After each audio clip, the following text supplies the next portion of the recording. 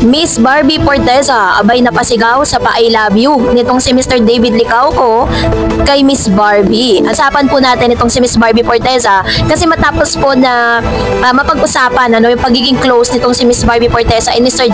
Jameson Blake ay inaaway at nakakaramdam ng atake na mula sa mga netizen o sa mga Barda fans itong si Mr. Jameson Blake. Sinabi nga ng ilang mga articles sa tila baga talagang may selos sa factor Nasa South Korea noon si Barbie Forteza kasama si Kaylin Alcantara habang nagtitaping sila ng series na Beauty Empire na ngayon ay nakauwi na siya, Ibig sabihin nito, medyo matatagalan sila pero dahil sa social media siguradong updated sila sa nangyayari sa showbiz ngayon, lalo na si Barbie. Dahil itong si Mr. Jameson Blake ay naglabas na nga, si Mr. OG Diaz na rin po ang nagpaliwanag. Panoorin natin ito. Pero siniship sila, Oo. Hindi nakasama lang sila sa isang running ba yun? Sa pan-run! Oo, ni Alden Richards, diba?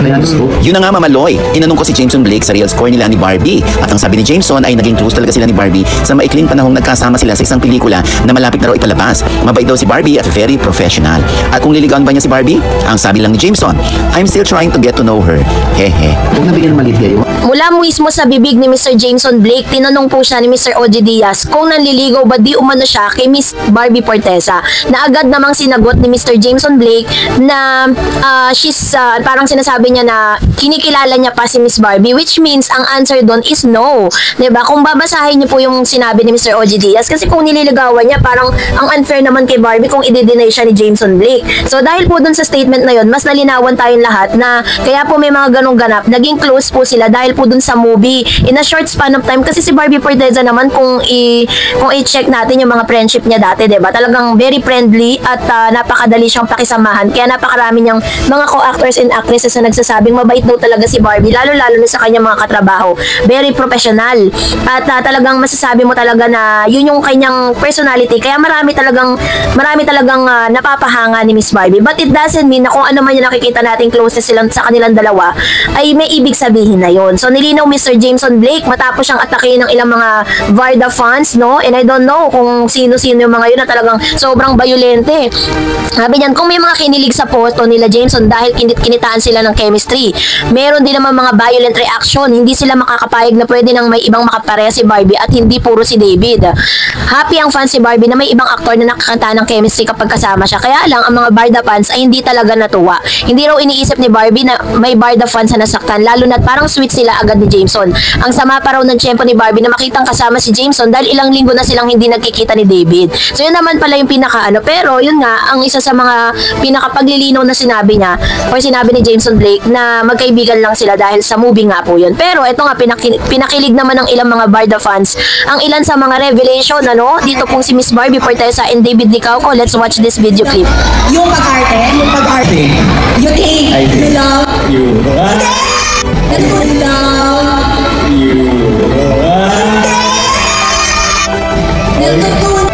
Iniwala po ako na isa ka sa mga Barda fans na sobra-sobra po yung kilig na naramdaman matapos po nating mapanood yung kanilang mall endorsement na kanilang close-up, yung pinakabagong muka ng toothpaste na ito. At talagang sobrang daming paayuda ni Barbie at ni Mr. David Licauco.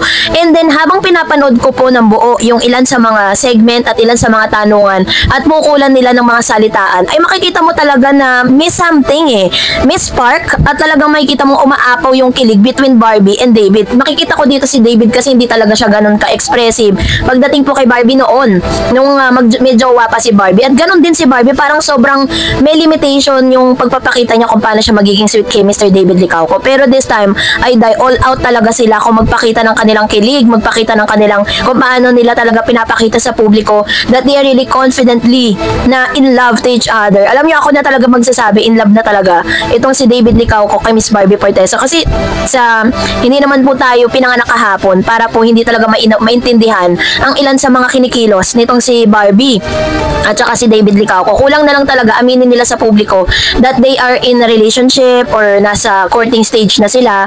Pero kung pagbabasihan naman natin yung mga statement ni Mr. David Licauco, sinasabi niya na ayaw niyang madaliin si Barbie.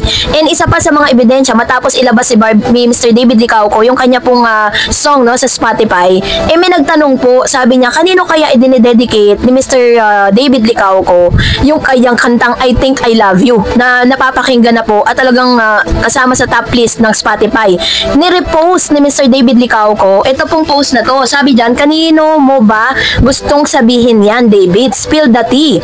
And David Licauco reposted it, and kung saan naroroon yung photo ni Miss Barbie Fortesa. So sa pamamagitan lang nito wala pong nag-uutos sa kanila at wala pong pang showbiz to, talagang pinost agad ni Mr. David Licauco kasi unang-una ganito yan. Kapag po talagang pinasakay nyo lang or pinapasakay nyo lang yung mga Barda fans, Barbie Fortesa and David Licauco fans, mabubuking kayo at mararamdaman po ng mga fans yan kung talagang hanggang love team lang kayo. Pero sa mga nakikita nating galawan ni Barbie at saka ni David Licauco, kitang-kita natin talaga na meron ng namumuo at meron na talagang understanding between David and Miss Barbie Fortesa. Talagang, kumbaga is talagang isa sa mga destiny kung bakit din itinadhana ng Diyos na maging single sila.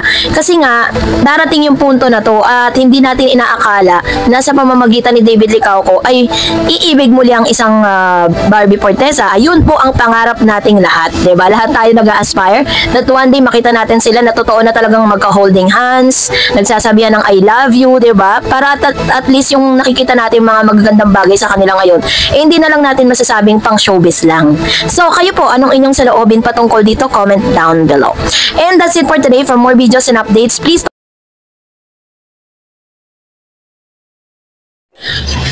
GMA Executive Miss Nessa Valdeblon, GMA Pictures, nagsalita na patungkol sa issue ng pagbuwag sa mga updates po natin. So maliban po sa mga magagandang nagaganap ngayon kay Miss Barbie Fortesa and David Licauco dahil sa mga paparating pang mga endorsement na ino-offer dito po sa love team na Barda, ay napakarami pong mga paayuda ngayon na kumakalat sa social media platform, sa lahat ng mga social media platform. At talagang sobrang happy po ang ilan sa mga Barda fans dahil sa mga revelation ito. Panoorin natin ito. Barbie.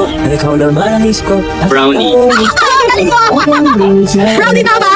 Tama, wait lang, dito tayo po ang Isa sa mga naitanong nga dito po sa Moving Closer, dito po sa kanilang mall tour, dito sa pagpopromote ng kanilang produkto na close up, ay natanong nga patungkol sa kauna-unang regalo nitong si Miss Barbie Fortesa with Mr. David Licauco. Sinabi nito na talagang nag-effort itong si Miss Barbie na magdala ng mga brownies, parang yung pagkakarinig ko brownie, pero wala naman siyang S, pero I think that's brownies kasi one of my updates kasi na hinatid po sa inyo na talagang si Miss Barbie Fortesa po is during those time ng Maria Clara Tibara, ay binigyan niya nga po ng ganitong klase ng regalo si Mr. David Licauco. Siyempre, as a sign of friendship nila noon nang hindi pa single itong si Miss Barbie. At tuwa si Barbie kasi naalala pa ni Mr. David yung kanyang effort na ginawa para dito. Kasi I think parang si Miss Barbie mismo ang nag-bake ng nasabing brownies na ito na siyempre, una niyang naalala dito ay si Mr. David Licauco. Kaya naman sobrang happy ang ilan sa mga fans po ng Barda dahil talaga hindi po sila nagpapaawat para magpahatid ng mga kakaibang mga paayuda para po sa lahat ng mga fans si Barbie Fortesa and Mr. David Licauco. Pero aside from those beautiful news, may mga nagsisirculate din po mga news na talagang hindi nagugustuhan ng ilang mga Barda fans. Una, nung siya po ay nilink dun sa isang aktor sa ABS-CBN kung saan ay napatunayan ang hindi totoo. Ngayon, eto na naman ang ikinakalat ni OG Diaz patungkol sa Barda. Panoorin natin. Ano yung palagay nila? David Licauco. Binubuo na nga yung Barda. Talaga? Oo, may nakarating sa akin parang binubuo ng Barda. Totoo ba yun, mga Barda fans? Paano siya magre-react? Pagkatapos niyang linawin ang tunay na estado ng relasyon ni Barbie Fortesa at Mr. Jameson Blake, ay nabanggit din po niya ang patungkol daw di umano sa naririnig niyang pagbubuwag dito po sa samahan or sa love team na Barda. Noong September 24, 2024 ay kumalat na po yung balita na yan kung saan nagpanik ang mga fans ng Barda or Barbie Fortesa and David Licauco sa balitang chuchugiin na daw or paghihiwalayin na ang love team nila. Pero isa sa mga executive ng GMA Pictures ang nagsalita at pinagtanggol itong si Miss Barbie Fortesa. Walang iba kundi si Miss Nessa Valdeblon ng GMA Pictures. Sinabi nito na kung ano man yung mga kumakalat na news, hindi raw po totoo na bubuwagin ang nasabing love team. Gagawa lang daw di umano si Mr. David Licauco or gumawa lang siya ng movie with Sanya pero hindi naman sila gagawing tandem. Saka hindi love story ang barkadahan ng mga makasalanan noon nung kanilang ginawang movie. As per Barbie, hindi rin nito makakalove team si JC sa P77. Wala raw dapat ikatakot ang mga Barda fans dahil tuloy pa rin ang love team ni na Barbie at David. Speaking of Barda, sila ay nasa likod ng ilan sa mga magagandang advokasya kasi parang dito po sila nag-unite ngayon. Number one, yung kanilang fan run na inorganize si Mr. Alden Richards. Sinabi po ni Miss Barbie Forteza na in-encourage niya si Mr. David Licauco na mag-join sa mga susunod na fan run. Kasi tuwan-tuwa din naman si Mr. David. Sabi niya nga sa interview niya na gusto ni David kasi personally inimbitahan ni Miss Barbie itong si David dahil alam natin yung kanyang fitness era din kakaiba. Pero dahil po sa conflict of the schedule, hindi po nakasama si Mr. David. Hinabi rin ni Barbie na talagang gustuhin man daw di umano nitong si Mr. David pero hindi talaga kinakaya ng kanyang schedule. So, katulad po ng ilang mga magagandang bagay na nangyayari ngayon is pinatunayan po ng GMA na kung ano man po yung mga fake news na yan, kung siniship man itong si Barbie ng ilang mga bashers or mga slash supporters daw di umano ni Barbie kay Mr. Jake, dito po kay Jake, wala ring katotohanan kasi ang makakasama niya pala dito po sa kanyang P77 ay si JC. So, asan dyan si Jameson Blake, diba? Parang hindi ko makita dyan. So, anyways, kasabay nito is talagang ang daming nangyayari ngayon kay Miss Barbie Forteza and David Licauco dahil si Barbie ay meron po siyang ilalabas na serye na Beauty Empire. Tapos si Mr. David Licauco naman, marami rin po siyang mga projects na paparating. Doon sa kanilang interview, inamin ni Miss Barbie Forteza at hoping siya na talagang matuloy na yung movie na ino-offer sa kanila ng GMA Pictures. At ito po ay talagang pinupush ng GMA dahil nakita naman po nila yung naging resulta ng pagsasama nitong si Barbie at si Mr. David Licauco. So, kasunod na mga spekulasyong ito ay dininay nga no, ng kampo ng GMA na bubuwagin or aalisin na or paghihiwalayin na si Barbie at si David kasi sabi nga ng mga ibang fans kung kailan ang dami ng mga supporters si Barbie tsaka ni David tsaka ba naman silang paghihiwalayin.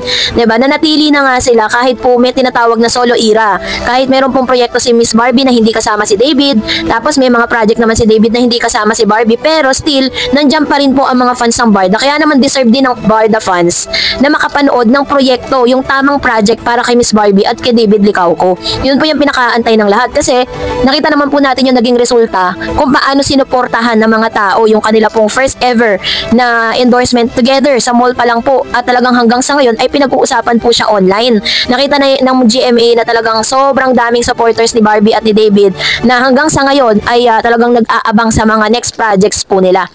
Kaya naman ang panawagan ng mga Barda fans na sana raw ay wag sayangin yung mga naumpisa na ni Barbie at ni David. Sabi nga nila kung sakali daw na hindi pa rin pagpapartnerin ay hindi na natin alam kung ano na po ang mangyayari sa mga fans po ni Barbie at ni David. Sinasayang nila yung mga investment, diba? At sinasayang po nila yung mga time na kung saan nag-trending at talagang pinag-usapan si Barbie at si David Licauco. Lalo-lalo na sa pagganap nila doon po sa Maria Clara at Ibarra. No? Yun po yung mga klase ng mga serye na hinahanap ng mga Barda fans. So sana nga mapagbigyan na sila soon. Pero sabi ni Barbie, sinisigurado niya that this year ay lalabas na nga yung kanilang project together ni Mr. David Licauco. So kayo po, anong inyong saloobin patungkol dito? Comment down below.